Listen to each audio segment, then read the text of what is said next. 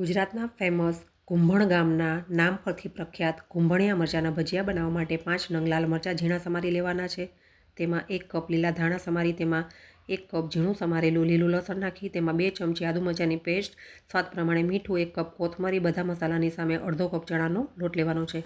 આ લોટને ઠંડા પાણીથી થોડું થોડું પાણી નાખતા જઈને મીડિયમ લોટનું ખીરું આપણે બનાવી લેવાનું છે. તેમાં ધાણા જીરું પણ એડ આપણે કરી દઈશું. સોડા કે ઈનોના ઉપયોગ વગર જ આ ભજીયા આપણે એકદમ ક્રિસ્પી અને તેલ વગરના બનાવીશું. ગરમ તેલમાં આ રીતે ચપટી વડે મમરી જેવું મૂકી દઈશું. આ ભજીયા બિલકુલ તેલ વગરના બને છે. ખાવામાં ખૂબ જ સ્વાદિષ્ટ અને ક્રિસ્પી બનીને તૈયાર થાય છે. બીજા ભજીયાની સરખામણીમાં આ ભજીયા બનાવવાનો સમય ખૂબ જ ઓછો લાગે છે અને ખાવામાં ખૂબ જ સ્વાદિષ્ટ એવા બનીને તૈયાર થાય છે. ચમચાની મદદથી આ રીતે ઉલટસુલટ કરીને બંને બાજુ ક્રિસ્પી તળી લેશું. આવા ગોલ્ડન બ્રાઉન થાય એટલે સર્વિંગ પ્લેટમાં ડુંગળી અને લાલ ચટણી સાથે ગરમા ગરમ કુંભણિયા મરચાંના ભજીયાને સર્વ કરીશું. એન્જોય.